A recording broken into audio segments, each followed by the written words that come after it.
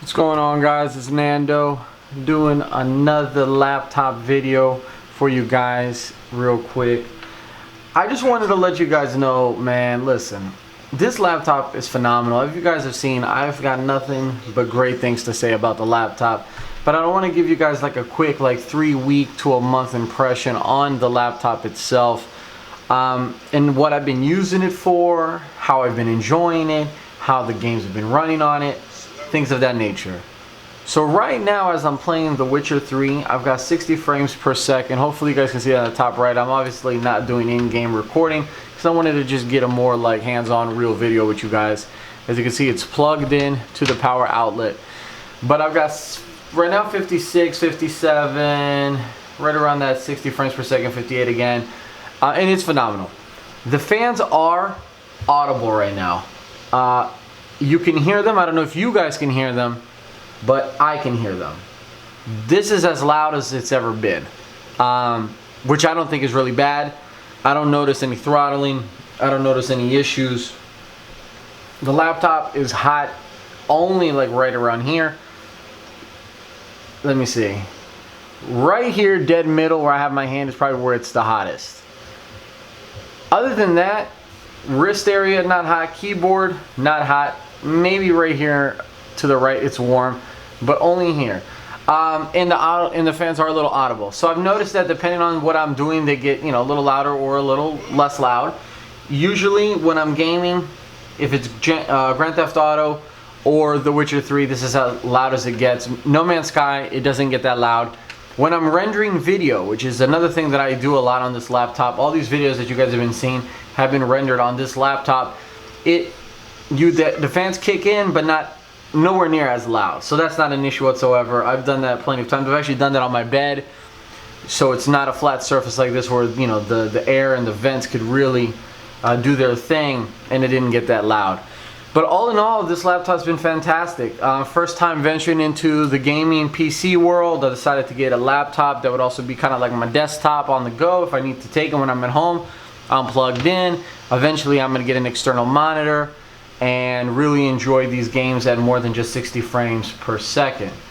But 60 hertz monitor, I'll take any game at 60 frames per second, or anywhere from 50 to 60 frames per second, because that's phenomenal. This is ultra. Everything here that you guys are seeing is being run on ultra, and that's what's exciting about having a gaming laptop. I had the 980M like you guys saw in a couple videos in the past, and this 1070 is going to be future proof for a good handful of years. I'm probably going to say 5-6 years. I really don't see game makers pushing games in the next 4 to 6 years that's going to really stretch out the 1070 or the 1060. The 1070 obviously can play VR, and that's what's exciting about this bad boy.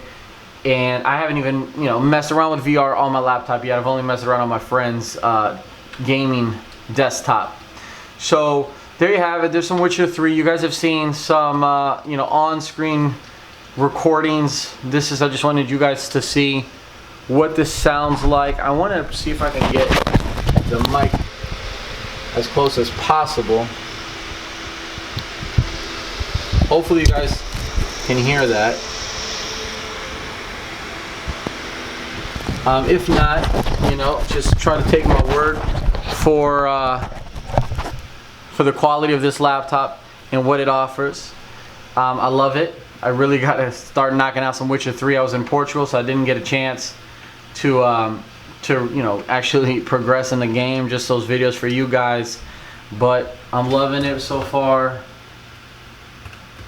And there you have it. So I just closed out of the game, and if you guys see this right here,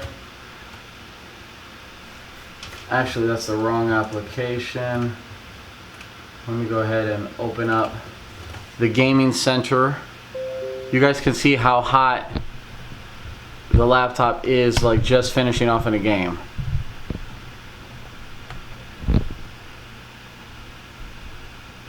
So that's really it, guys. That's 61 on the CPU temperature, 72 on the GPU temperature. It's obviously going down just a little bit, but That's as hot as it was getting while playing Witcher 3. I highly doubt it's usually no more than 3 to 4, you know, above what we just saw there. Now it's obviously dropping 57, 68 because the game's closed out in the background and I'm not doing anything. But that just gives you guys an idea of what I'm doing. I was going to record this actually, you know, much better for you all, but I wanted you guys to see hands-on how I go about handling this bad boy. And build quality has been fantastic. I've had no issues whatsoever with build quality. See? Bam, silent. You can't hear anything. The only thing that I'm already a little OCD about is right there. You see that? Fingerprints. Yes, this bad boy loves fingerprints. Forget it. If you're OCD, and I'm a little OCD, it's going to have fingerprints. There's nothing you can do unless you put like a D-brand skin on this thing. I wish they offered one. I'll check out and see if they do. But it's going to be full of fingerprints. Other than that, it weighs less than 5 pounds. It does get a little annoying to carry around. When I went to Portugal, carrying this around in the airport for 3 to 4 hours at a time was a little bit of an annoyance. But, you know, compared to the Alienwares and compared to all those other bad boys that, you know, were out before the new GTX graphics cards, and even with the new GTX graphic cards, we still see some ones out there. Besides those MSIs, a lot of these laptops are still pushing 5 pounds and above, especially the 15 to 17 inch. So to get a 15-inch gaming laptop for less than 5 pounds, I still firmly believe that's a win. That's a solid choice. But it does weigh you down. If you're thinking about getting this laptop for school, you really need to ask yourself, are you going to be, you know, walking around campus or commuting to the point where you know you're going to stay on campus for a little bit, maybe go to the library, maybe do some, you know, some work in a desk somewhere that you're going to be for, you know, a longer period of time, then I think this laptop is perfectly fine for that as well. If you're just going to go to campus like I used to, which was knock out class after class after class and then get back home to go to work or something like that, you know, that's not, I don't think it's worth it, because you're going to be lugging this thing around for 45 minutes to an hour and a half, depending on your class, and then you're going to put it back in your bag, take it out of your bag, and do that, and then, you know, run around campus. That's going to get annoying. You know, for that you want an Ultrabook or something like that if you can do it. Obviously, if you don't mind the weight, then all power to you. You know, knock out some gaming in between classes. There's nothing wrong with that. And then get some work done. I wish it did not use, I forget what that feature is called, but I wish it didn't use the GPU while doing other things besides gaming, because, you know, that does use up battery life a little more. But I have been able to render videos and surf the web, and it lasted me an hour and a half to 2 hours. So that's with rendering videos. If I didn't render videos and I just sat there and watched YouTube and something like that, I think I'd get around 2 hours and a half to 3 hours of battery life. That's what I've noticed I'm getting. Gaming wise, about an hour, hour and 15 minutes. Most people, we don't buy laptops to game without it being on power. First off, it reduces the power of the laptop. It reduces the frame rate.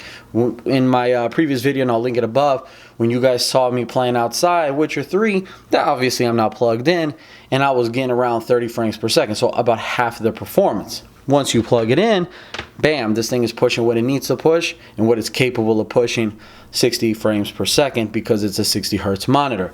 Once I save up some money, guys, I plan on getting a monitor, a gaming monitor with at least 122 or 144 hertz, something like that, so I can really, you know, try this bad boy out and see the full potential of what this can push. Other than that, guys, that was it. That's just a, you know, just a quick off the top of my head opinion on this laptop after 3.5, almost a month of time with it. I love it. I'm happy I got it. I don't plan on getting a gaming desktop anytime soon. This is my desktop because it's usually plugged in unless I'm traveling, like you guys have just seen. So if you guys have any comments, any questions, again, please let me know. I try to respond back as soon as possible, and I love when you guys give me some feedback. Please subscribe so you guys can stay tuned to the laptops, to the cell phones, and all the other technology that I plan on reviewing and looking into. If you guys have any things that you guys would like to see reviewed and analyzed and whatnot, please drop that in the comment box and I'll definitely take a look at it. I'm not rich, I'm far from it. I work, so I'm trying to save up money to get the little things like this and that to have fun with you all. But yeah, guys, it was Nando. Awesome talking to you guys again. I'll see you all in the next video.